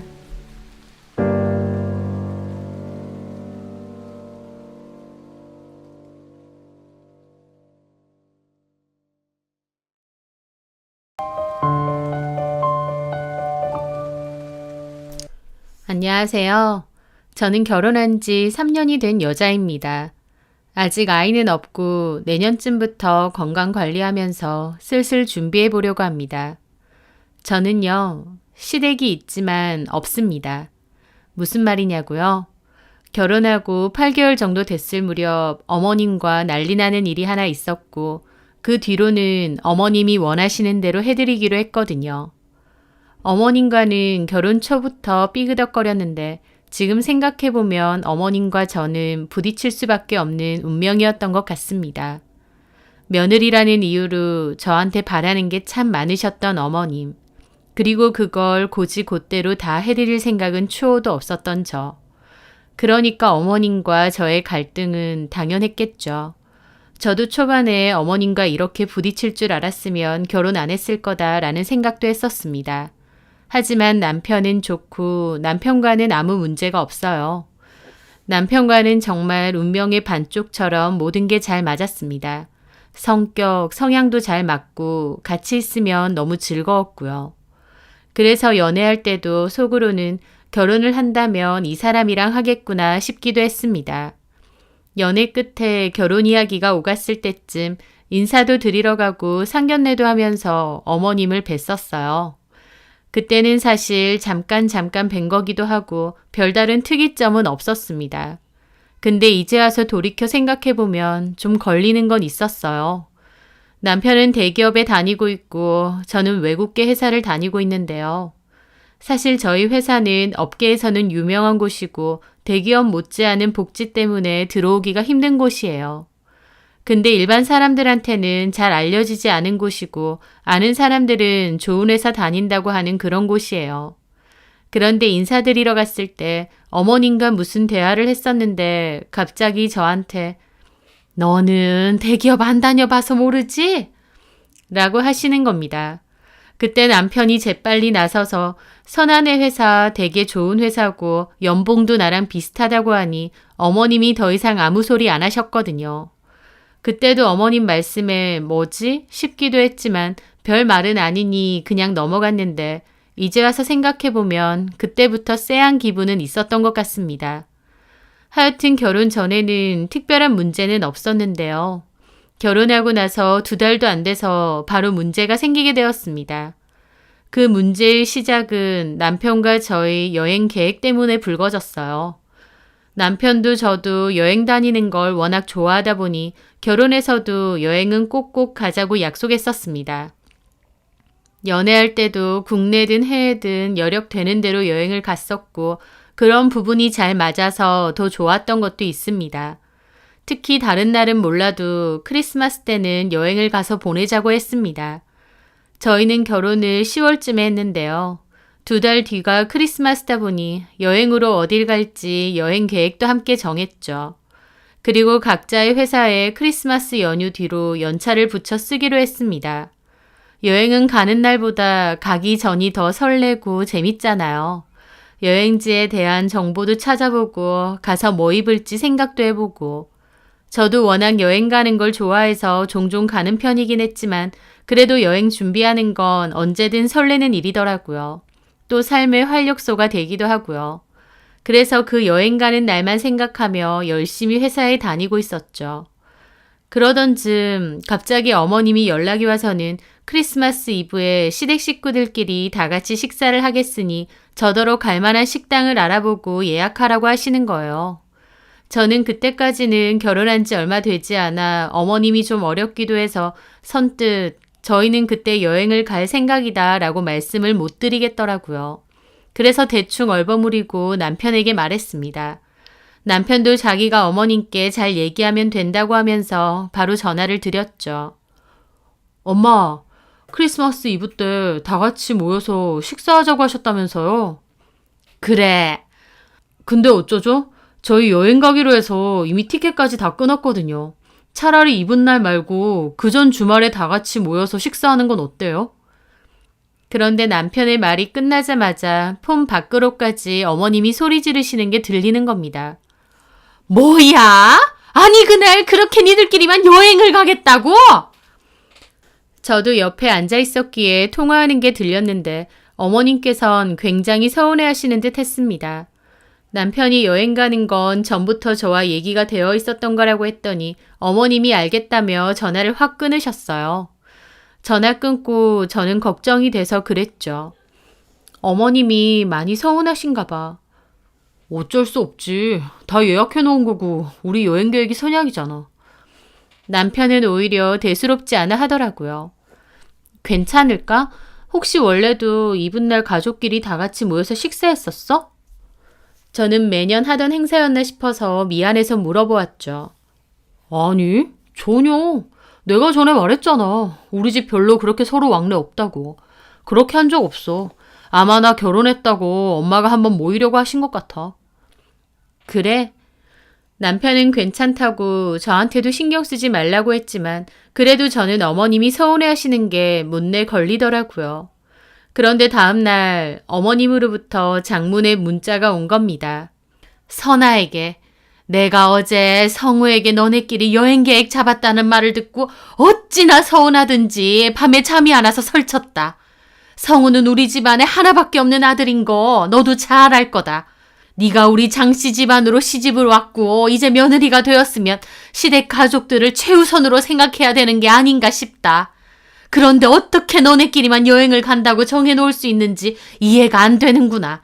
여행을 가든 식사를 하든 가족을 먼저 생각해야 되는 거 아니니? 성우가 설령 장남의식이 부족해도 네가 큰 며느리면 시집 식구들을 먼저 떠올리고 생각하는 게 맞는 거다. 시댁 식구들은 나 몰라라 하면서 부모도 시동생도 안 챙기는 너를 떠올리니 참 답답하고도 섭섭하구나. 결혼을 했으면 장씨 집안 사람인데 내 생각으로 선아 너는 며느리로서 의무를 생각하지 않는 것 같다. 성우랑 다시 의논해서 이번 크리스마스는 장씨집 가족과 함께 하도록 해보렴. 이라고 온 겁니다. 그거 보는데 너무 황당하기도 하고 억울하기도 하고 다른 사람에게 이런 혼내키는 듯한 장문의 문자를 처음 받아봐서인지 심장도 막 떨리는 겁니다. 내가 뭘 그렇게 잘못한 건가? 결혼한 부부가 둘이서 상의해서 여행 계획 잡은 게 이렇게 혼날 정도로 잘못된 짓인가? 수많은 생각이 들더라고요. 그날 회사에서 할 일은 많았지만 자꾸만 어머님의 문자 생각이 떠올라서 일에 집중이 안 됐습니다. 머릿속에선 계속 나한테 그렇게 서운하셨나 싶고 신경이 쓰이더라고요. 아무래도 저도 며느리다 보니 시어머니가 저렇게 서운해한다는 사실이 목구멍에 걸린 가시처럼 걸릴 수밖에 없더라고요. 그날 저는 집으로 와서 곰곰이 어머님이 보내셨던 그 문자를 다시 봤습니다. 처음에 그 문자를 읽었을 땐 좀 놀라기도 하고 내가 그렇게 잘못한 건가 싶기도 했는데 다시 읽어보니 기분도 나쁘더라고요. 결혼한 부부가 여행 갈 계획 잡은 게 뭐가 그렇게 잘못한 일인가요? 게다가 처음부터 시댁 식구들과 식사 약속이 잡혀 있었는데 제가 까먹고 여행을 잡은 것도 아니고 오히려 갑자기 어머님이 이브날 식사하자고 통보하신 건데요. 그리고 무엇보다 기분 나빴던 건 저한테만 뭐라고 하시는 거였어요. 남편과 제가 같이 여행 계획을 결정한 건데 왜 저한테만 며느리의 의무를 안 한다고 시댁 식구들을 생각 안 한다고 꾸짖는 건지 너무 황당하게 느껴지는 겁니다. 왜 아들한테는 아무 소리 안 하시고 저한테는 이렇게 쉽게 뭐라고 하시는 건가요? 그게 가만히 곱씹을수록 너무 기분이 상하더라고요. 그렇게 남편도 퇴근해서 왔어요. 남편이 무슨 일 있느냐, 표정이 왜 그러느냐 하길래 어머님 문자 보여줬습니다. 남편도 좀 곤란해하더라고요. 참 엄마도 왜 이런 문자를 보내셔? 아직 답장은 못 드렸어. 보내지 마. 내가 잘 말씀드릴게. 그렇게 남편은 방에 가서 어머님한테 전화를 드리는 것 같더라고요. 저도 방 밖에서 가만 들어보니 처음에는 어머님을 좀 달래드리는 것 같았어요. 여행 가는 거 예약을 미리 해야 가격이 싸길래 결혼 초부터 얘기해둔 거다. 다음 해에는 같이 식사하는 걸로 하자. 기분 푸셔라 하면서요. 하지만 어머님은 계속 뭐라고 하시는 것 같았고 남편도 나중에는 우리가 언제부터 이분 날 식사를 했다고 그러세요. 그리고 미리 얘기가 돼 있었던 것도 아니잖아요. 우리끼리 여행 가는 건데 뭐가 그렇게 서운하시냐고요. 다음번엔 가족끼리도 다 같이 가면 되잖아요. 하면서 좀 화를 내는 것 같더라고요. 그리고선 결국 또 전화 끊었습니다. 밖에서 듣고 있는 저도 이해가 안 되더라고요. 남편은 자기가 얘기했으니까 저한텐 더 이상 신경 쓰지 말라고 했습니다. 그런데 다음날 저한테 또 전화가 왔습니다. 저는 일하다 말고 급하게 나가서 받았는데 받자마자 선아야, 너 그렇게 안 받는데 애가 왜 그러니? 톡 쏘듯 화를 내시는 겁니다. 네? 너 그렇게 하면 안 돼. 시어머니가 한마디 할 수도 있는데 그걸 그대로 남편한테 쪼르르 일러? 너 내가 보낸 문자에는 답장도 안 했더라? 어머님이 막 뭐라고 하시니까 저도 기분이 상하더라고요. 뭐라고 말씀드려야 될지 모르겠어서 답장 못 드렸습니다. 답장 못 드린 거 죄송해요. 답장 못 드린 건 죄송하고 너네끼리 여행 계획 잡은 건 안 죄송해? 어머님, 솔직히 그게 왜 죄송해야 되는진 모르겠어요. 부부끼리 연휴 맞이해서 여행 계획 잡는 게 잘못된 건 아니잖아요. 얘가 내 말을 아예 이해 못했나 보네. 너 결혼했잖아. 지금 성우랑 사귀는 사이 아니야. 근데도 너네끼리만 놀러 가려고 하고 그러면 안 되는 거야 이제. 가족들도 생각해야지. 너 내가 어제 보낸 문자를 제대로 안 읽었니? 읽었는데요, 어머님. 읽었다면서 헛소리를 하고 있어? 너 큰 며느리야. 장씨 집안 큰 며느리. 결혼을 너네 둘이서만 좋다고 하는 게 아니고 이제 새 가족들이 생긴 거야. 너는 그런 것도 모르니? 무슨 마음가짐으로 결혼을 한 거야? 그 말 듣는데 저도 기가 막히더라고요. 서로 좋아해서 가정을 꾸린 거지 무슨 거창한 마음가짐까지 있어야 하나요? 어머님은 자꾸 며느리 역할에 대해서 강조하시는데 지금이 무슨 조선시대인가요?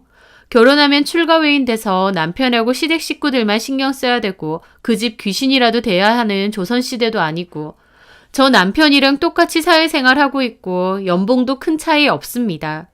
결혼할 때 양가 부모님 똑같이 3천만 원씩 지원받은 게 전부고요. 3천만 원도 적은 돈은 아니지만 저희 집에서도 똑같이 해주신 거고 저희 부모님은 저희 남편에게 사위 노릇 잘하라든지 하신 적 한 번도 없습니다. 애초에 사위에게 개인적으로 전화를 하신 적도 없어요. 하실 이유도 없죠. 결혼한 지 얼마 되지도 않았었고요. 그렇게 제가 아무 소리 안 하고 있으니까 어머님은 또 말 안 한다고 뭐라고 하시는 겁니다. 들었으면 대답을 해야지. 네, 어머님. 제가 죄송합니다. 진짜 죄송한 거 맞아? 목소린 전혀 아닌데? 진짜 어쩌라는 건가 싶더라고요. 어머님, 죄송한데 저 이제 회의 들어가 봐야 돼서 이만 끊겠습니다. 회의 끝나고 전화해라. 어머님, 저희 회의 끝나고 바로 외근도 나가야 돼요. 전화 드리긴 힘들 것 같아요. 얘가 정말 네가 진짜 외근이 있는지 없는지 내가 어떻게 알아? 그쯤 되니 저도 진짜 화가 나더라고요. 어머님, 하실 얘기 있으시면 성우 씨한테 하세요. 저 진짜 바쁘고 지금 들어가 봐야 됩니다. 그럼 끊겠습니다. 그렇게 전화를 끊었습니다. 만만한 게 난가? 왜 저한테 저러시는지 이해가 안 되더라고요. 평생 같이 산 자식한테는 뭐라고 못하시면서 왜 결혼한 지 몇 개월 되지도 않은 며느리한테는 저렇게 본인 하고 싶은 말 다 하시고 명령하시는 걸까요? 그럼 앞으로는 여행 계획 잡을 때마다 이날 가도 되나요? 하고 물어봐야 되나요? 아니, 그것도 아니죠. 같이 가실래요? 라고 물어봐야 될 지경입니다. 참 갑갑한 상황이다 싶고 솔직히 그런 기분으로 즐겁게 여행을 갈 수나 있겠나요? 이런 게 말로만 듣던 시집살이라는 건가? 라는 생각을 처음으로 했던 것 같아요. 결국은 여행 가는 건 예정대로 하기로 했어요. 하지만 그 일로 어머님과 저는 사이가 좀 안 좋아졌습니다. 제가 먼저 사과를 하긴 했어요. 솔직히 제가 진짜 잘못을 했다고 생각해서 사과를 한 건 아니었고 결혼한 지 얼마 되지도 않았는데 집안에 분란을 일으키면 안 될 것 같다는 생각 때문이었습니다. 그리고 어머님이 그래도 어른이시니 제가 숙이고 들어가자 싶었던 것도 있었어요. 그래서 제가 어머님께 전화해서 사과드렸고 어머님도 마지못해 받아주시는 척 훈계 10분 정도 하시고 끝냈습니다. 남편도 저에게 엄마 비위 맞춰줘서 고맙다고 하더라고요. 하지만 제가 그랬죠. 딱 이번 한 번뿐이야. 앞으로는 나도 안 할 거야. 솔직히 나는 아직도 내가 뭘 잘못했는지 어머님이 뭐 때문에 화가 나셨는지도 모르겠고 내가 며느리라는 이유로 왜 나한테만 뭐라고 하시는지도 이해가 안 돼. 근데 결혼 초반이고 분란 크게 만들고 싶지 않아서 숙이고 들어간 것뿐이야. 다음부터 또 이런 일 있으면 그때는 나도 마냥 죄송하다고 하진 않을 거야. 알았어. 무슨 말인지. 그렇게 그 일은 지나갔습니다.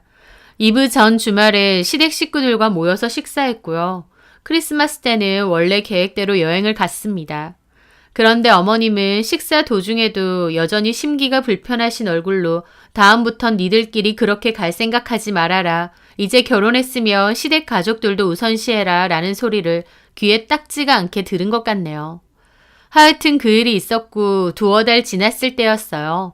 어머님의 생신이 다가오는 겁니다. 저는 결혼하고 첫 어머님 생신이라서 고급 호텔 다이닝에서 식사를 하는 게 어떨까 생각했어요. 호텔 다이닝이다 보니 돈도 꽤 비싸지만 자주 없는 좋은 날이니 좋은 곳 가서 분위기 있게 식사하면 어떨까 싶어서요. 남편도 제 얘기에 거기 꽤 비싼데 가족 다 가면 돈이 꽤 나올 거라고 그래도 괜찮겠느냐 그러더라고요. 그래서 제가 다른 날은 몰라도 양가 부모님 생신 때는 좋은 곳 가서 식사하자고 했습니다. 남편도 좋은 생각이라고 좋아하면서 어머님도 너무 좋아하실 것 같다고 하더라고요. 식비와 별개로 저는 어머님께 드릴 선물도 알아보고 있었죠. 제 딴에는 결혼 후 시어머니 첫 생신이라고 신경을 쓴 거거든요. 왜냐면 솔직히 말해서 저희 엄마 생신도 그렇게까지 비싼 곳에서 한 적은 없었거든요. 그래도 제 나름대로는 결혼 후 첫 생신이라서 좀 무리할 정도로 좋은 식당을 예약하려 한 거고 어머님도 만족해 하시고 고마워하실 거라 생각했습니다. 그런데요. 그건 저의 완전한 착각이었죠. 어머님이 저에게 바라시는 건 전혀 다른 거더라고요. 남편에게 얘기를 하고 며칠 뒤 퇴근을 하는데 가는 길에 어머님이 저한테 전화를 하셨더군요. 네, 어머님. 너 거기 예약했니? 하고 받자마자 대뜸 물어보시는 겁니다. 생신 때 갈 레스토랑이요? 네, 했어요. 저는 웃으면서 대답했는데 어머님이 취소해라 라고 하시는 겁니다. 저는 어리둥절하게 물었죠. 네? 왜요, 어머님? 그날 혹시 시간 안 되세요? 시간이 안 되는 게 아니라 아휴, 너는 내가 어디서부터 말을 해줘야 되니? 뭘요, 어머님? 아니, 결혼해서 첫 시어머니 생신인데 너네 집 초대해서 생일상 차려서 식사 대접을 할 생각을 해야지 무슨 밖에서 밥을 먹자는 거야? 네? 그런 건 기본 아니니? 아들 결혼시키고 첫 생신인데 나도 며느리한테 밥상 한번 받아봐야 될 거 아니냐고. 저는 말문이 턱 막히더라고요. 제 딴에는 신경 써서 고급 레스토랑 예약했더니 제가 저희 집에서 직접 안 차린다고 뭐라고 하시는 겁니다. 어머님은 저더러 기본인데 그런 것도 모르냐고 화를 내셨지만 제 입장에선 황당하기 그지 없었죠. 그게 왜 기본인가요? 결혼하고 첫 생신을 며느리가 직접 음식 대접해야 된다는 게 무슨 규칙도 아닌데요. 어머님, 거기 엄청 유명한 셰프가 하는 곳이에요. 분위기도 좋고 예약 잡는 것도 어려운 곳이라서 제가 일부러 셰프고 자시고 나는 며느리한테 생일상 받아야겠다고. 적당히 뭐 비싼 대로 대충 식당이나 잡아놓으면 내가 아이고 고맙습니다 며느님 할 줄 알았니? 얘가 그렇게 안 받는데 첫 생일이면 네가 정성으로 음식도 준비해야 되는 거다. 거기 당장 취소해. 나 안 갈 거다. 나는 너네 집 가서 제대로 된 생일상 받을 거니까 그런 줄 알고 준비해. 하시고 끊는 겁니다. 얼마나 어처구니가 없는지 저 일단은 식당부터 취소했습니다. 저런 식으로 말하시는데 내가 미쳤지 싶더라고요. 그리고 그날 저녁 어머님 생신 때 가기로 한 곳 취소했어. 라고 했어요. 남편도 어리둥절해 하는 걸 보니 남편한테는 얘기 안 하신 듯 했습니다. 왜? 역시 나한테만 전화하시고 자기한테는 하지도 않으셨구나. 만만한 게 나네. 엄마가 전화하셨어? 첫 생신인데 며느리가 생신상 안 차린다고 뭐라고 하시더라고. 거기 당장 취소하라셔. 나한테 꼭 생신상을 받아야겠다고. 뭐라고? 아, 진짜 엄마 왜 저러시지? 내가 엄마한테 말씀드릴게. 됐어, 하지 마. 자기가 전화드리면 또 나한테 연락하셔서 뭐라고 하신단 말이야. 그럼 어떻게 할 건데? 어머님 원하시는 대로 생신상 차려드리지 뭐. 생신상? 할 수 있겠어? 솔직히 나 음식 잘 못하는 거 알잖아. 미역국이랑 간단한 건 내가 해보고 나머지는 뭐 근처 맛집에서 포장하거나 배달 음식 시키면 될 것 같아. 이 근방에 맛집 많잖아. 그래. 그릇에만 옮겨 담으면 되지. 우리 엄마도 배달 음식 종종 시켜 먹어. 괜히 내가 해도 문제야. 맛이 없네 이런 것도 안 배우고 결혼을 한 거네 하실 것 같아. 그럴 바에야 차라리 그렇게 하는 게 나을 것 같아. 그래, 그렇게 하자. 어차피 며느리한테 생신상 받고 싶은 거니까 그렇게 해도 아무 상관없지. 그렇게 하기로 했습니다. 하지만 한편으론 한숨이 나왔죠. 어머님이 왜 저러실까 싶기도 하고요. 아무리 삐까번쩍한 식당이라고 해도 생신 당사자인 어머님이 싫다고 하시는데 어쩌겠나요? 취소해야죠. 저는 다음에 친정 부모님 생신 때나 거기에 다시 가야겠다 기약하면서 어머님 생신은 원하시는 대로 내가 차려드리겠다고 생각했습니다.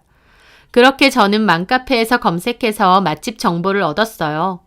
생신이다 보니 갈비찜 포장해오고 모둠 회도 하나 준비했습니다. 그리고 어머님이 족발 좋아하신다고 했는데 족발집은 좀 멀어서 배달로 시켰습니다. 미역국하고 잡채, 애호박전은 제가 했고 나물 종류는 반찬 가게에서 사왔습니다. 케이크도 큰 걸로 하나 준비하고 집에 큰 상이 없어서 큰 접이식 상까지 하나 인터넷으로 샀죠.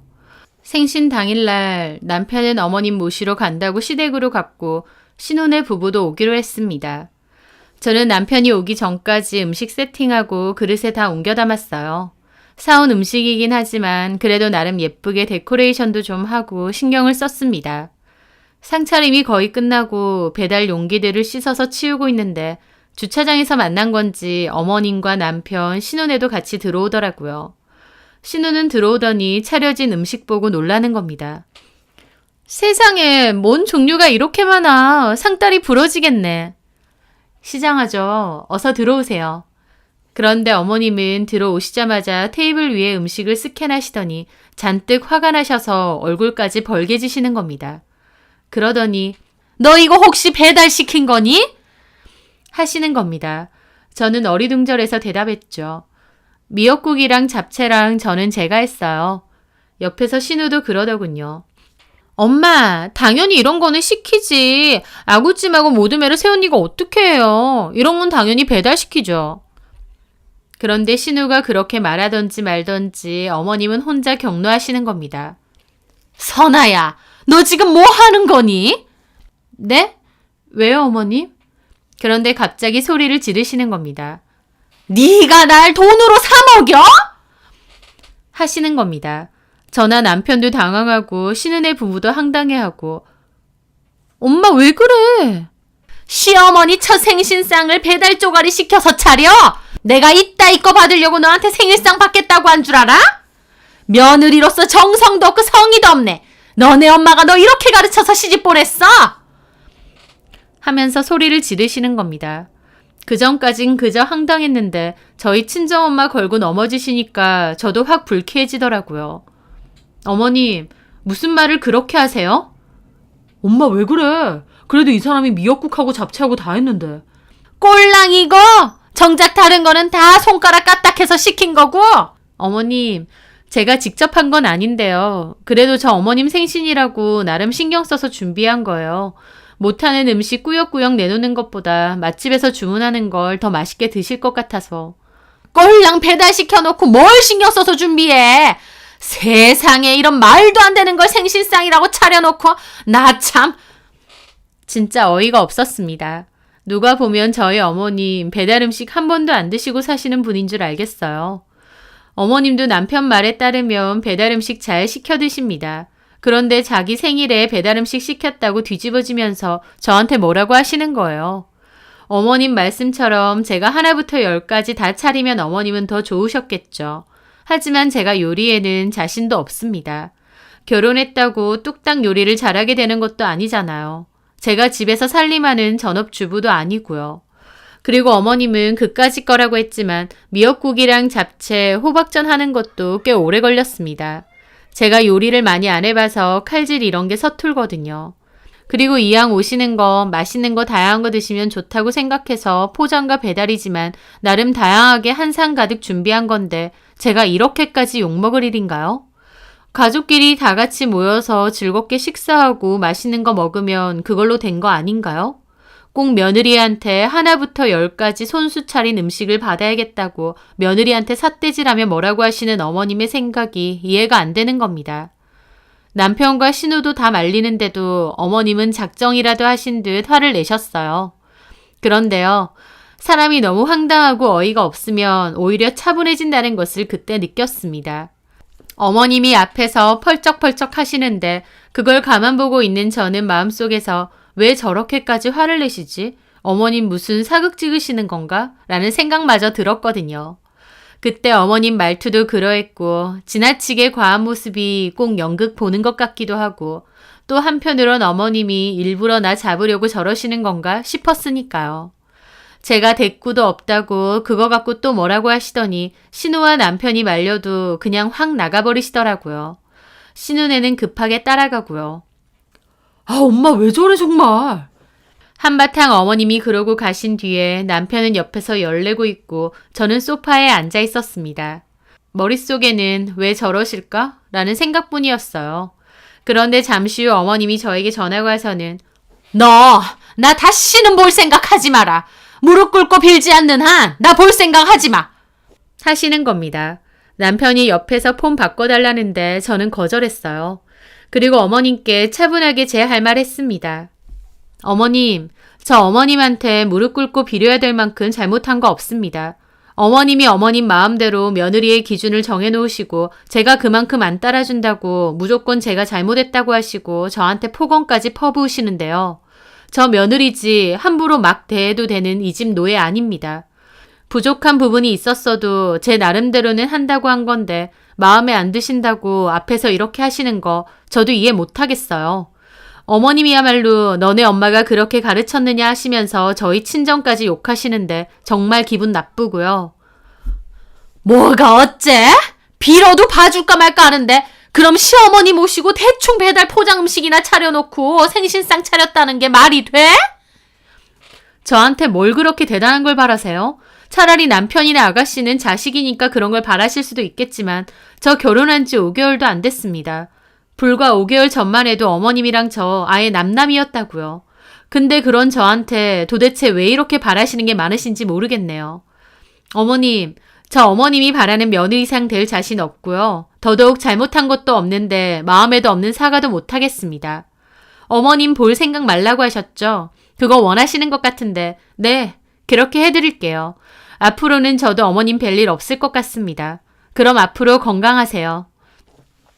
그렇게 전화 끊었습니다. 제 통화 내용을 다 들은 남편도 아무 말 안 하고 있더라고요. 저는 남편에게도 그랬죠.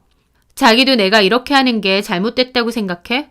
그런 생각 들면 지금이라도 어머님한테 가. 원하는 대로 해줄 테니까. 뭔 소리 하는 거야. 오늘 일은 엄마가 심했어. 왜 저러시는지 모르겠다니까. 남편은 제 편이었기에 저도 더 이상은 남편에게 별다른 말은 하지 않았습니다. 하지만 별로 밥 먹을 기분도 아니어서 차려놓은 음식은 밀폐 용기에 딱 정리해서 냉장고에 넣었습니다. 종류와 양도 많아서 정리하는 데만도 한참이 걸렸어요. 어머님은 그 뒤로도 계속 전화가 왔고 남편한테도 전화해서 저 바꾸라고 난리가 났지만 저는 받지 않겠다고 딱 잘라 거절했습니다. 남편도 어머님께 그만 좀 하시라고 한마디 하더군요. 그 뒤에 어머님이 남편더러 저랑 같이 와보라 했다는 거예요. 제가 무릎 꿇고 사과하기 전까진 안 보신다더니 왜 자꾸 부르시는 건지. 하지만 저는 안 간다고 했습니다. 내가 분명히 안 간다고. 앞으로는 어머님 안 보겠다고 안 했느냐고. 앞으로는 너만 가라고요.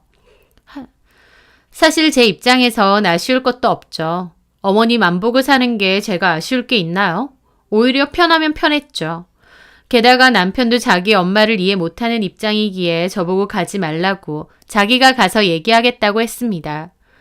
그러고 혼자 시댁 갔다 왔는데 어머님이 저 욕하시면서 뭐라고 하셨대요. 듣다 남편도 아들 이혼시키고 싶으면 자꾸 그렇게 하시라고 나도 앞으로 안 올 거라고 한 소리 했다네요. 그랬더니 어머님도 좀 눈치를 보시더랍니다. 아들까지 안 올까봐 그러신 거죠. 그때 그 사건 이후로 저는 정말 어머님을 일절 안 보고 살고 있습니다. 명절 때도 안 가고 전화도 아예 안 합니다. 갈 일 있으면 남편 혼자 가고요. 저도 그때 내뱉은 말 진심이거든요. 어머님 억지에 일일이 맞춰드릴 생각 없고 안 보면 그만입니다. 그 뒤로 신우가 한번 전화가 왔었어요. 그러면서 저한테 오히려 미안하다고 하더라고요.